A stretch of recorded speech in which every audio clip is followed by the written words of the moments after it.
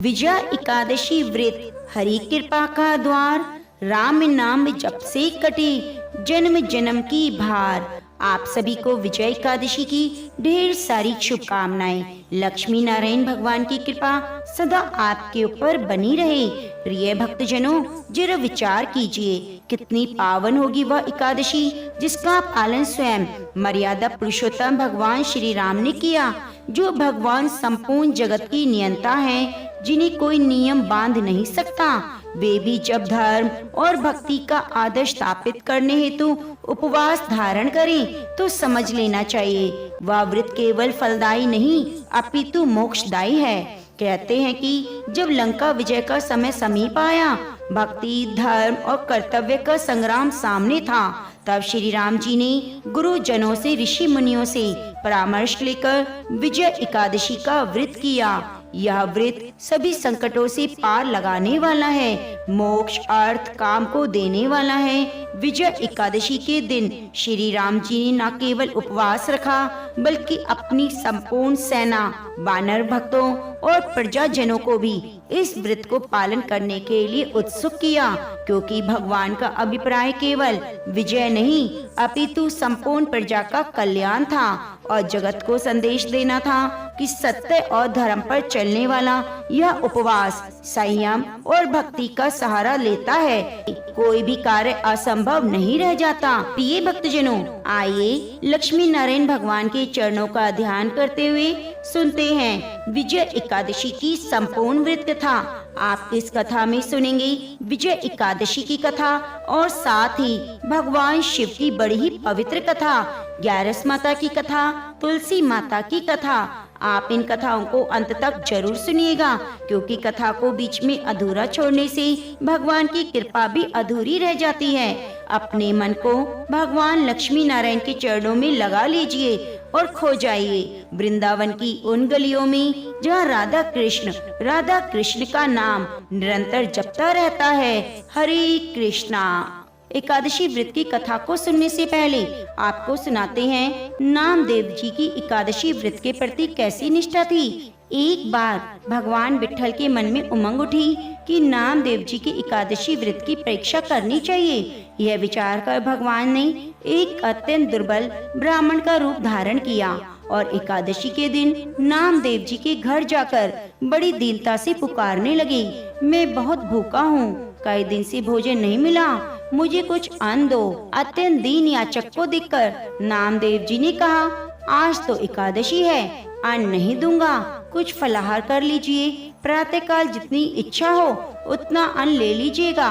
बहुत देर तक नामदेव जी याचक को फलाहार लेने के लिए मनाते रहे, लेकिन याचक अन्न लेने की बात पर अड़ा रहा और नामदेव जी एकादशी के दिन अन्न नहीं देने की हट कर रहे थे। शास्त्रों के अनुसार एकादशी के दिन अन्न, गेहूं, चावल आदि खाने या देने से भी पाप लगता है। इसके लिए कहा गया है कि ब्रह्म हत्या आदि समस्त पाप एकादशी के दिन अन्न में रहते हैं। अतः एकादशी के दिन जो अन्न का भोजन करता है वे पाप भोजन करता है। यदि एकादशी का व्रत ना भी करें तो इस दिन चावल और उनसे बने पदार्थ नहीं खाने चाहिए और ना ही देने चाहिए। कुछ ही समय में नामदेव जी और याचक की हट की खबर चारों ओर फैल गई। लोग नामदेव जी के घर के बाहर इकट्ठे हो गए। वे नामदेव जी को समझाने लगे कि वे इस दुर्बल भूखे ब्राह्मण पर क्रोध ना करें, इसे खाने के लिए कुछ अन्न दे दें। लेकिन नामदेव जी नहीं माने। दिन का चौथा पहर बीतने लगा। वे भूखा ब्राह्मण इस प्रकार पैर फैलाकर लेट गया मानो मर गया हो।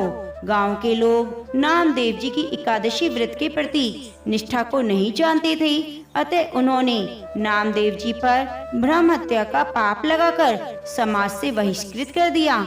लेकिन नामदेव जी इससे बिल्कुल भी चिंतित नहीं हुए। एकादशी व्रत के अपने नियम के अनुसार नामदेव जी ने रात्रि भर जागरण और कीर्तन किया। प्रातःकाल होते ही उन्होंने चिता बनाई और उस ब्राह्मण के मृत शरीर को गोद में लेकर चिता पर बैठ गए। लोगों ने जब ऐसा करने से मना किया तो उन्होंने कहा, इस हत्यारे शरीर को न रखकर प्रायश्चित स्वरूप इसे भस्म कर देना ही उचित है। उसी समय भगवान प्रकट हो गए और मुस्कुराकर कहने लगे, मैंने तो तुम्हारी परीक्षा ली थी, तुम्हारी एकादशी व्रत के प्रति मैंने निष्ठा देख ली, वह मेरे मन को बहुत प्रिय लगी, मुझे उनसे बहुत सुख मिला। ऐसा कहकर भगवान अंतर ध्यान हो गए। लोगों ने जब भगवान की यह लीला देखी तो नामदेव जी के चरणों में नतमस्तक हो गए और उनके भक्त बन गए। एक बार नामदेव जी के घर एकादशी की रात्रि में कीर्तन और जागरण हो रहा था। कीर्तन में उपस्थित भक्तों को प्यास लगी तो नामदेव जी को जल लाने नदी पर गए, लेकिन मार्ग में एक प्रेत के भय से कोई भी व्यक्ति उनके साथ नहीं आया। नामदेव जी को आया देखकर प्रेत ने विकराल रूप धारण कर लिया और अपने साथियों सहित चारों ओर फेरी लगाने लगा। नामदेव जी इससे जरा भी भयभीत नहीं हुए। प्रेत को अपने भगवान का स्वरूप मानकर उन्होंने कमर पर बंधे फेंटे से झांझ निकाली और पद गाने लगे। तुरंत ही प्रेत न जाने कहाँ गायब हो गया और सांवले सलोने श्याम सुंदर वहाँ प्रकट हो गए। भगवान ने नामदेव जी की एकादशी व्रत के प्रति निष्ठा की प्रशंसा की और अंतर ध्यान हो गए। अपने इष्ट का दर्शन पाकर नामदेव जी भी अत्यंत प्रसन्न होकर कीर्तन करते हुए भक्तों को जल पिलाने लगे। तो प्रेम से बोलिए, बांके बिहारी लाल की जय।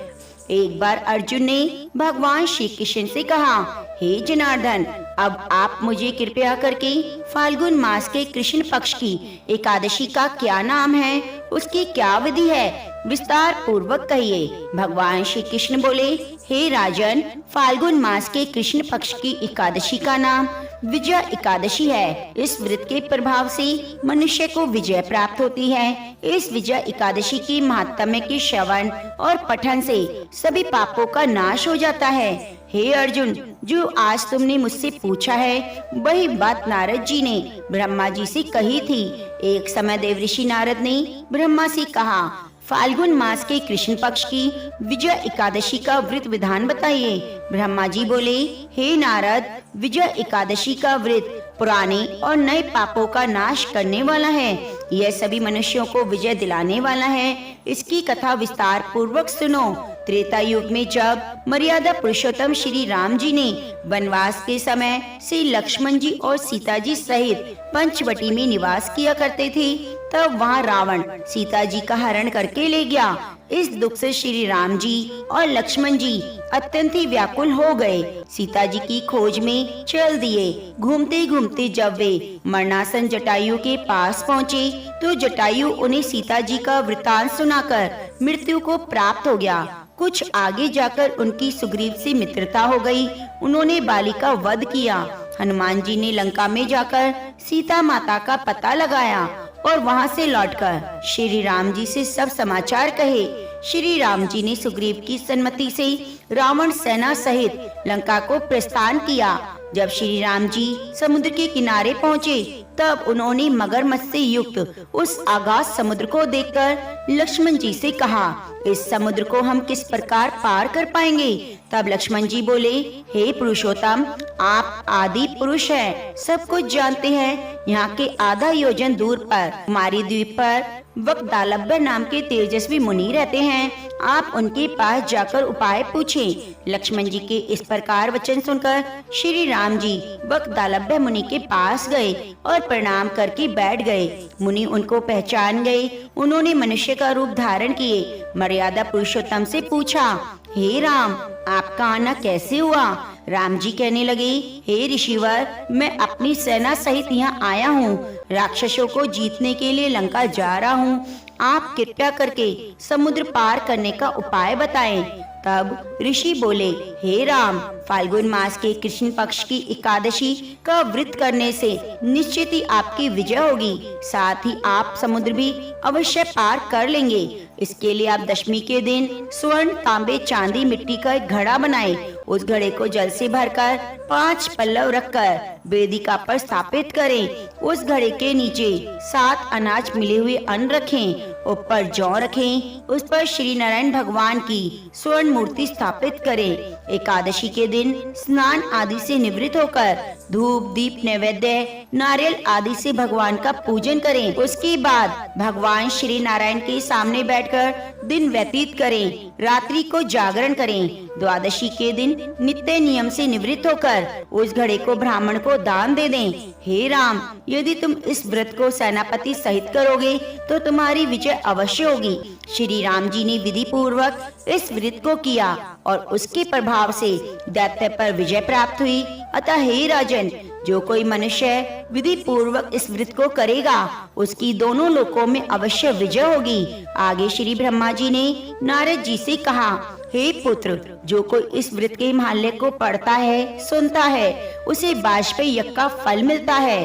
प्रिय भक्तगणों, भगवान श्री लक्ष्मी नारायण की कृपा को प्राप्त करने के लिए आप वीडियो को लाइक करके कमेंट बॉक्स में एक बार लक्ष्मी नारायण भगवान की जय जरूर जरूर लिखिए। हरे कृष्णा। महामुनि मार्कंडेय जी की शिव उपासना की कथा। सृष्टि के आरंभिक काल में जब ऋषियों का तप ही संसार की सबसे बड़ी शक्ति थी, भृगुकुल में एक तेजस्वी ऋषि हुए, महर्षि मुकुंडु। वे और उनकी पत्नी मरुदती नर्मदा नदी के तट पर अपनी साधना में लीन रहती। उनके पास ज्ञान था, सम्मान था, तप की शक्ति थी, लेकिन उनके जीवन में संतान का सुख नहीं था। समाज में ताने और वंश को आगे बढ़ाने की चिंता ने उन्हें परेशान कर दिया। अंत में उन्होंने निश्चय किया वे उस परम सत्ता की शरण में जाएंगे जो भाग्य लिखती है। भगवान आशुतोष, शिव, मृकुंडो ऋषि हिमालय की कंदराओं में चले गए। वहाँ उन्होंने हजारों वर्षों तक एक ऐसी घोर तपस्या की कि उनकी देह से निकलने वाला तेज देवताओं को भी विचलित करने लगा। वे केवल वायु पीकर और शिव के पंचाक्षर मंत्र का जाप करते हुए एक पैर पर खड़े रहे। उनकी भक्ति की आग इतनी प्रबल थी कि स्वयं महादेव को अपना सिंहासन छोड़कर आना पड़ा। जब महादेव वहाँ प्रकट हुए तो उन्होंने ऋषि से वरदान मांगने को कहा, तो ऋषि ने हाथ जोड़कर पुत्र की याचना की। तब शिव जी ने मुस्कुराते हुए एक ऐसा रहस्य खोला जो डराने वाला था। शिव जी ने कहा, मृकुंडो, प्रारब्ध की लकीरें कहती हैं तुम्हारे भाग्य में पुत्र नहीं, लेकिन तुम्हारी भक्ति के कारण मैं विधाता के लेख को बदल दूंगा। पर तुम्हें एक का चुनाव करना होगा। एक विकल्प है कि एक ऐसा पुत्र जो 100 साल तक जिए, लेकिन वह दुष्ट हो, अधर्मी हो और तुम्हारे कुल का नाम मिट्टी में मिला दे। दूसरा विकल्प है कि एक ऐसा पुत्र जो मात्र 16 साल जिए, लेकिन वह त्रिकालदर्शी हो, शिव भक्त हो, जिसका नाम युगों युगों तक लिया जाए। ऋषि मृकुंडी ने बिना सोचे गुणों को चुना। उन्होंने कहा, प्रभु, मुझे पत्थर जैसा 100 साल का जीवन नहीं, बल्कि हीरे जैसा 100 साल का जीवन चाहिए। और इस तरह मार्कंडेय का जन्म हुआ। मार्कंडेय का जन्म होते ही पूरे आश्रम में खुशियां छा गई। बालक का मुख सूर्य के समान चमकता था। जैसे ही वे 5 साल के हुए, उन्होंने वेदों को कंठस्थ कर लिया। वे एक सामान्य बालक नहीं थे। वे जब बोलते थे तो ऐसा लगता जैसे साक्षात माता सरस्वती उनके कंठ में बैठी हो। वे ऋषियों के साथ शास्त्रार्थ करते, बड़े बड़े विद्वानों को पराजित कर देते। उनके माता पिता उन्हें देखकर खुश तो होते, लेकिन जैसे उन्हें याद आता कि उनके बेटे की उम्र की रेत हाथ से फिसल रही है तो वे रोने लगते। जैसे मार्कंडेय ने 15वें वर्ष में प्रवेश किया, आश्रम का वातावरण भारी होने लगा। ऋषि मुकुंडु रात रात भर जागकर रोते रहते। एक दिन मार्कंडेय ने पिता के पैर पकड़ लिए और पूछा, पिताजी, क्या मुझसे कोई अपराध हुआ है? आप मुझसे क्यों दुखी हैं? तब ऋषि ने रोते हुए सब बता दिया जो शिव जी ने वरदान देते समय कहा था। उन्होंने बताया अब उनके पास केवल कुछ महीने बचे हैं। यह सुनकर मार्कंडेय डरे नहीं, बल्कि उनके भीतर एक दिव्य साहस जागा। उन्होंने कहा, पिताजी, अगर शिव जी ने मुझे जन्म दिया है तो वे मेरी रक्षा करेंगे। मार्कंडेय ने अपना घर छोड़ दिया और समुद्र के किनारे एकांत स्थान पर गए। वहाँ उन्होंने रेत से शिवलिंग बनाया और संकल्प लिया वे भगवान शिव के चरणों को नहीं छोड़ेंगे। यही उन्होंने महामृत्युंजय मंत्र को अपनी साधना का आधार बनाया। उनकी तपस्या इतनी कठोर थी कि समुद्र की लहरें भी उनके पैरों के पास आकर रुक जाती। उन्होंने खाना पीना छोड़ दिया। उनकी श्वासें ओम नमः शिवाय की लय में बदल गई। उनके शरीर के चारों ओर एक ऐसी ऊर्जा ने घेरा बना लिया जिसे कोई भी पार नहीं कर सकता था। यमलोक में यमराज की काल पंजिका में मार्कंडेय जी की आयु पूरी हो चुकी थी। यमराज ने पहले अपने दूतों को भेजा, लेकिन जब यमदूत मार्कंडेय जी के पास पहुँचे तो उस बालक के तेज से उनकी आंखें चौंधिया गई। बालक के मंत्रों की शक्ति ने यमदूतों को पीछे ढकेल दिया। दूतों ने वापस जाकर कहा, प्रभु वह बालक साधारण नहीं, उसके पास जाने की हिम्मत हम में नहीं। तब यमराज स्वयं अपने विशालकाय भैंसे पर सवार होकर धरती की ओर चले। उनके हाथों में काल पाश था और वे साक्षात मृत्यु की तरह भयानक लग रहे थे। अब जब यमराज वहां पहुंचे तो उन्होंने देखा कि मार्कंडेय समाधि में लीन हैं और शिवलिंग को अपनी बाहों में भरे हुए हैं। यमराज ने गूंजती आवाज में कहा, मार्कंडेय समय पूरा हुआ, चलो। मार्कंडेय ने अपनी आंखें खोली और यमराज को निडर होकर देखा। उन्होंने कहा, मैं अपने महादेव की शरण में हूँ, मैं कहीं नहीं जाऊंगा। तब क्रोधित होकर यमराज ने अपना काल पाश फेंका। वह फंदा मार्कंडेय के गले में पड़ा, लेकिन वह साथ ही शिवलिंग के चारों ओर लिपट गया। तब यमराज ने जैसे ही उसे खींचा, ब्रह्मांड के नियम हिल गए। जैसे यमराज ने शिवलिंग को खींचने की कोशिश की, पत्थर का वह लिंग बीच में से फट गया और भयानक गर्जना हुई। उसमें से साक्षात भगवान शिव प्रकट हुए। यह शिव का कालांतक रूप था, जिसका अर्थ है काल का अंत करने वाला। शिव जी की तीसरी आंख भी खुली और उनसे बिजली जैसा क्रोध निकल रहा था। उन्होंने यमराज की छाती पर त्रिशूल से प्रहार किया और कहा, यम तुम्हारी इतनी हिम्मत कि तुम मेरे भक्त को फंदा डालो, जब वह मुझसे समाया हुआ है। यमराज जमीन पर गिर पड़े और अपने प्राणों की भीख मांगने लगे। तब यमराज ने हाथ जोड़कर कहा, हे महादेव, मैं तो बस विधाता के नियमों का पालन कर रहा था। तब शिव का क्रोध शांत हुआ और उन्होंने एक नई मर्यादा बनाई। मार्कंडेय को उठाया, गले से लगाया। शिव जी ने घोषणा की, आज से मार्कंडेय चिरंजीवी है, ये कभी बूढ़ा नहीं होगा, सदा 16 वर्ष की अवस्था में रहेगा। काल का चक्र इस पर काम नहीं करेगा। मार्कंडेय ने महादेव की चरणों में सिर झुकाया। तब से मार्कंडेय अमर हो गए। अमर होने के कारण मार्कंडेय ने वह सब देखा जो कोई मनुष्य नहीं देख सकता। जब ब्रह्मा जी का दिन पूरा हुआ, धरती पर महाप्रलय आया तो सब कुछ डूब गया। मार्कंडेय अकेले उस अनंत सागर में तैर रहे थे। हजारों सालों तक वे अकेले रहे। तब उन्हें एक रोशनी दिखी। एक बरगद के पत्ते पर नन्हे बालक के रूप में भगवान विष्णु लेटे हुए थे। भगवान ने मार्कंडेय को अपने मुंह के अंदर खींच लिया। वहाँ ऋषि ने देखा, पूरा ब्रह्मांड, तारे, नदियाँ, पर्वत सब उस बालक के पेट में सुरक्षित थे। यह देखकर मार्कंडेय का सारा मोह खत्म हो गया। और जब प्रलय खत्म हुई और नई सृष्टि शुरू हुई तो मार्कंडेय ऋषि को पुराण पुरुष कहा गया। उन्होंने अपने अनुभवों को मार्कंडेय पुराण में लिखा। उन्होंने ही दुनिया को दुर्गा सप्तशती यानी चंडी पाठ का ज्ञान दिया। उन्होंने सिखाया कि शक्ति और शिव एक ही हैं। महाभारत के समय में उन्होंने पांडवों को वनवास के दौरान धीरज रखने की शिक्षा दी और भगवान राम की कथा सुनाकर हिम्मत भी दी।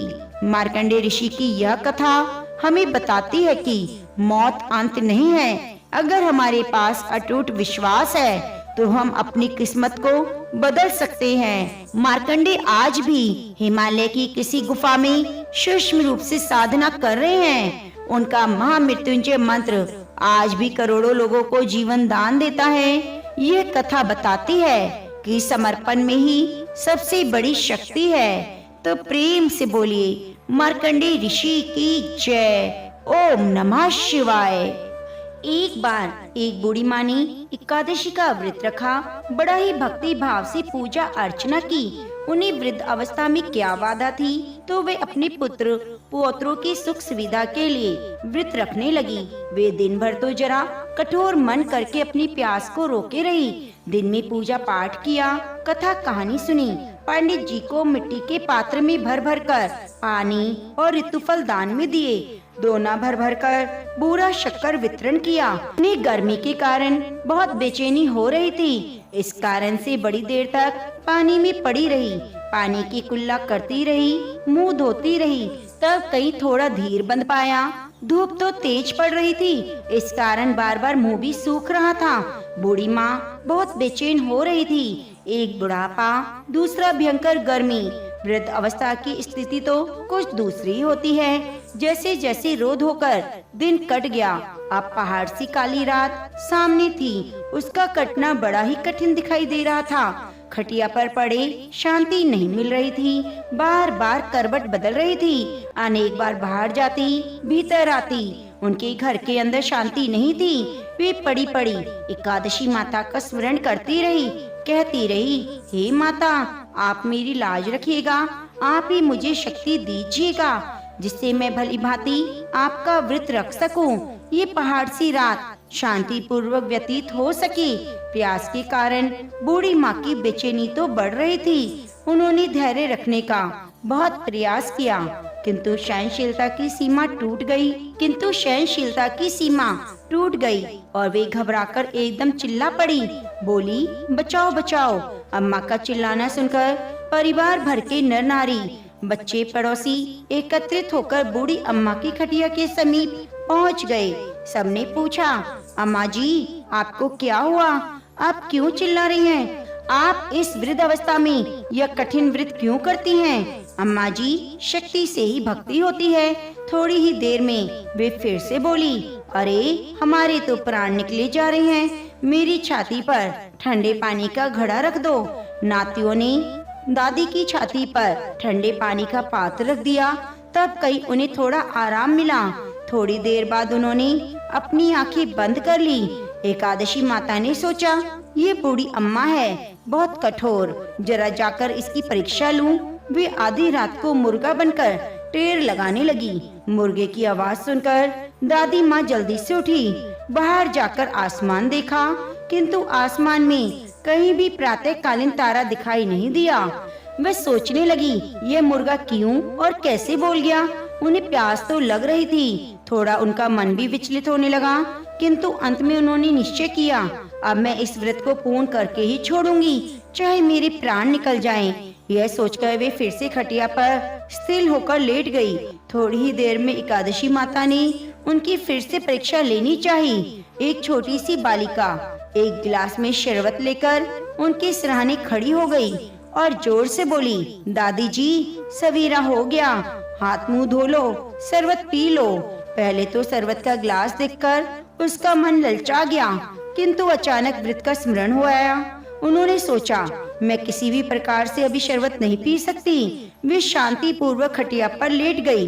फिर थोड़ी ही देर में उन्हें ऐसे लगा जैसे किसी ने उन्हें पानी के कुएं में पटक दिया हो। वे थोड़ी देर तक उस कुएं में हाथ पांव चलाती रही, किंतु उन्होंने अपने मुंह में पानी की एक बूंद भी नहीं जाने दी और वे दृढ़ता पूर्वक अपना व्रत पालती रही। थोड़ी देर में न जाने सामने आग जलने लगी, जिससे भारी गर्मी बढ़ने लगी।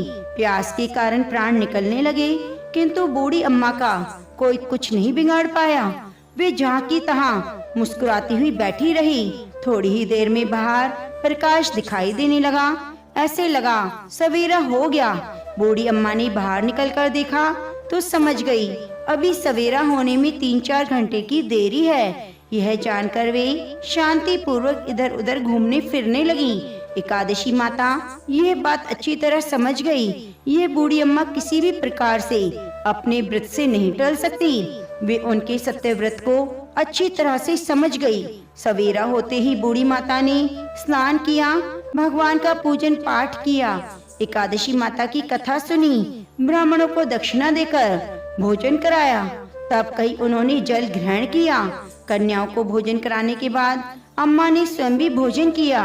उस श्रेष्ठ व्रत के प्रताप से बूढ़ी अम्मा की आयु में वृद्धि हो गई। घर परिवार हरा भरा हो गया और उनके अब कोई अभाव नहीं रहा। इस तरह से सुख साधनों से संपन्न हो गई। नाती नातिन से उनका घर भर गया। वे उस दिन से 12 महीने की एकादशी का व्रत करने लगी। एकादशी माता के व्रत के प्रभाव से इस संसार में हर सुख को भोगकर अंत में बैकुंठ धाम में चली गई। हे एकादशी माता, जैसे आपने बूढ़ी माता और उसके परिवार को हरा भरा किया, वैसे एकादशी माता जिन्होंने भी एकादशी का व्रत किया है, आपकी कथा को सुना है, उसकी सभी मनोकामनाओं को पूरी करना। तो प्रेम से बोलिए तुलसी शालिग्राम भगवान की जय। भगवान नारायण की, कृष्ण भगवान की दिव्य अद्भुत कथा। आप इस कथा को पूरा जरूर सुनिएगा। प्राचीन समय की बात है। एक नगर में एक राजा राज्य करता था। वह अपनी प्रजा का बहुत अच्छे से ख्याल रखता। उस राज्य की सारी प्रजा बड़ी खुशहाल थी। उन्हें किसी तरह की कमी नहीं थी। राजा ने अपने मंत्रियों और प्रजा के कहने पर श्री कृष्ण भगवान का एक मंदिर बनवाया। मंदिर बहुत ही सुंदर था। जब मंदिर बनकर तैयार हो गया तो उनके अंदर बहुत ही सुंदर कृष्ण भगवान की मूर्ति रखी गई। मूर्ति स्थापना के दिन बहुत बड़े उत्सव का आयोजन किया गया।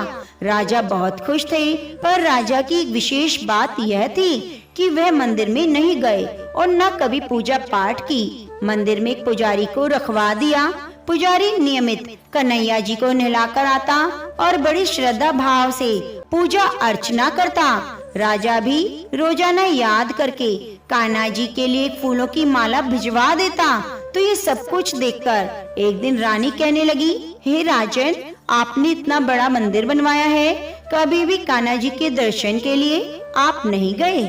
आप अगर ज्यादा पूजा पाठ ना करो तो कम से कम एक बार तो कन्हैया के दर्शन कर लिया करो। तो रानी के समझाने पर राजा कान्हा जी के मंदिर दर्शन करने चले गए। उस समय पुजारी ने कान्हा जी की पूजा अर्चना की तो राजा को आया देखकर जी बहुत खुश हुआ और उन्होंने कान्हा जी को पहनाई हुई माला उतारकर राजा के गले में डाल दी। तो यह देखकर राजा बहुत खुश हुआ और रोजाना नियमित रूप से मंदिर जाने लगा। पुजारी भी रोजाना पहले माला कान्हा जी को पहना देते और जब राजा दर्शन के लिए आते तो माला उतारकर राजा को पहना देते। एक दिन राजा को कोई काम हो गया तो राजा ने सेवक को कहा, आज पुजारी जी को बोल देना मैं मंदिर नहीं आ पाऊंगा, इसलिए पुजारी जी मेरा इंतजार ना करें। तो सेवकों ने राजा के कहे अनुसार पुजारी जी को जाकर सारी बात बता दी। अब पुजारी जी ने हमेशा की तरह कन्हैया को माला पहनाई और सारी पूजा अर्चना के साथ श्रृंगार करके फिर सोचने लगा, हमेशा तो यह माला राजा को पहना देता हूँ, आज यह माला किसे पहनाऊं। फिर पुजारी जी सोचने लगे, मेरी सारी उम्र बीत गई, क्यों ना आज इस माला को मैं ही पहन लूं। पता नहीं कब भगवान के घर से बुलावा आ जाए, तो आज एक दिन माला मैं भी पहनकर देख लूं कैसा लगता है। तो यह सोचकर पुजारी जी ने माला उतारकर अपने गले में डाल ली। इतने में सेवक वहां आया और कहने लगा, राजा की सवारी मंदिर में पहुंचने वाली है। तो राजा के आने की बात सुनकर पुजारी जी तो डर गए। उन्होंने सोचा अगर राजा ने उन्हें देख लिया तो वे मुझे मरवा डालेंगे और आनन फानन में पुजारी जी ने माला उतारकर वापस कन्हैया जी को पहना दी। जैसा कि राजा अंदर आए तो पुजारी जी ने कान्हा जी के गले से माला उतारकर राजा को पहना दी।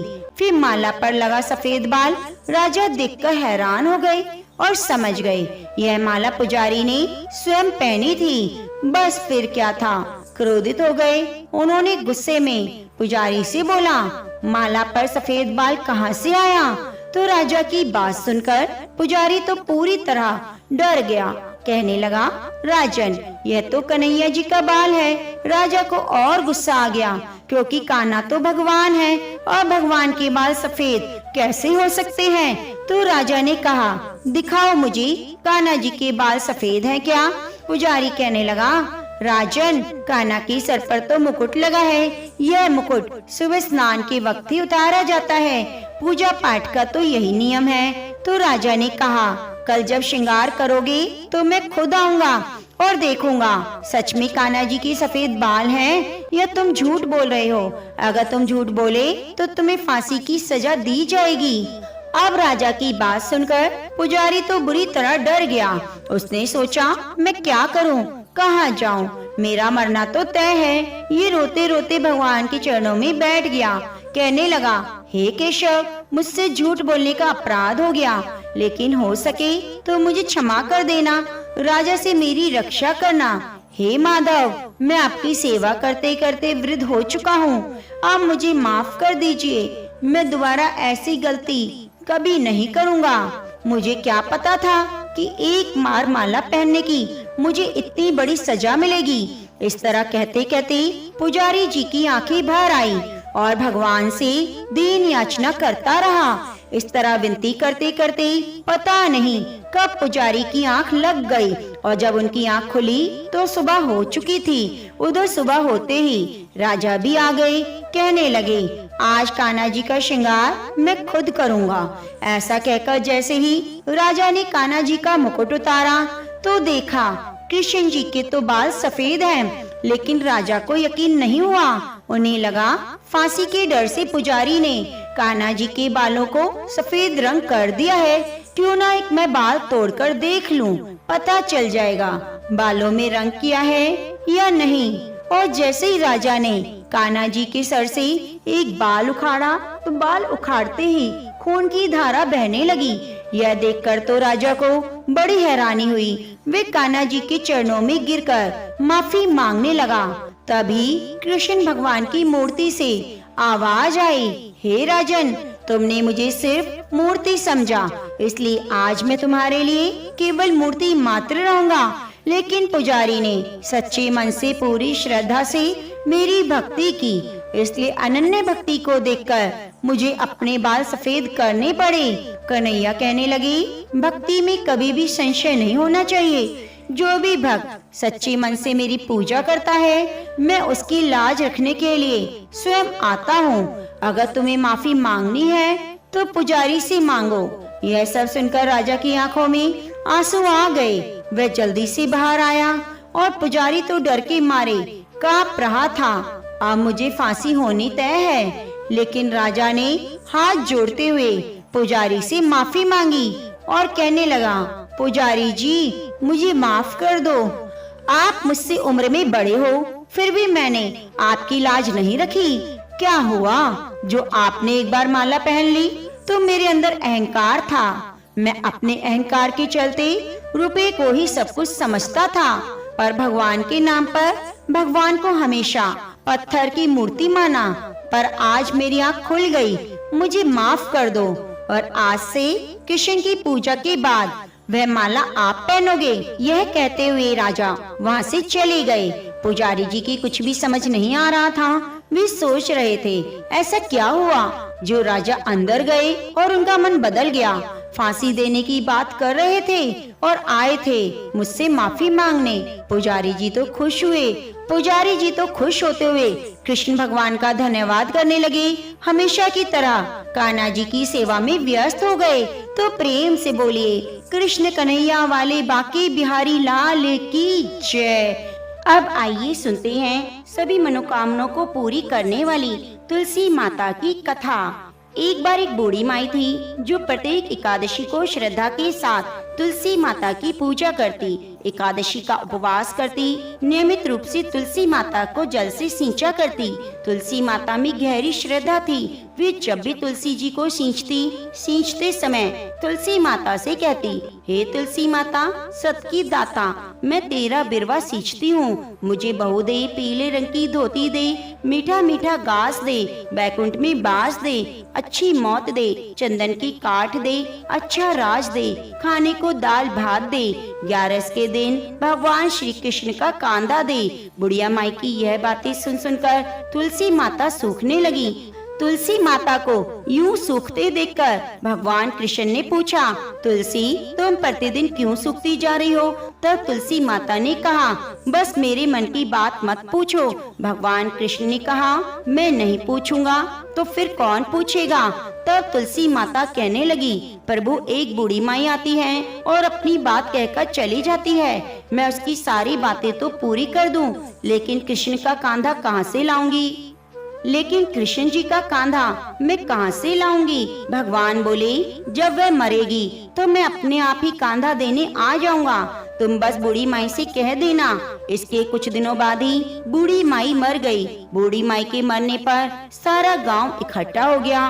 गांव वाले जब उसका अंतिम संस्कार करने के लिए उन्हें अर्थी पर उठाने लगे तो वे बहुत भारी हो गई, जिस कारण उनकी अर्थी बिल्कुल भी नहीं हिल रही थी। सभी बोले, यह तो बहुत पूजा पाठ करती थी, कोई पाप नहीं किया, फिर भी इतनी भारी कैसे हो गई?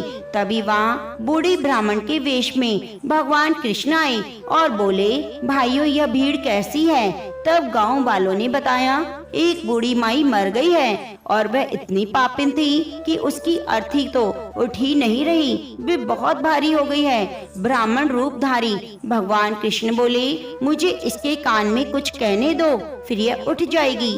तब गांव वालों के कहने पर भगवान कृष्ण बूढ़ी माई के कान के पास जाकर उसके कान में बोले, हे माई, तू अपने मन की बात कर ले, पीताम्बर की धोती ले, मीठा मीठा घास ले, वैकुंठ में बास ले, चटके की चाल ले, चंदन की काठ ले, झालर की झिनकार ले, दाल भात का जीवन ले और ले कृष्ण का कांधा। अब तो भगवान की ये सब बातें सुनकर बूढ़ी माई हल्की हो गई। भगवान स्वयं उसे अपने कंधे पर ले गए। इस तरह बूढ़ी माई को मुक्ति मिल गई और वह वैकुंठ को चली गई।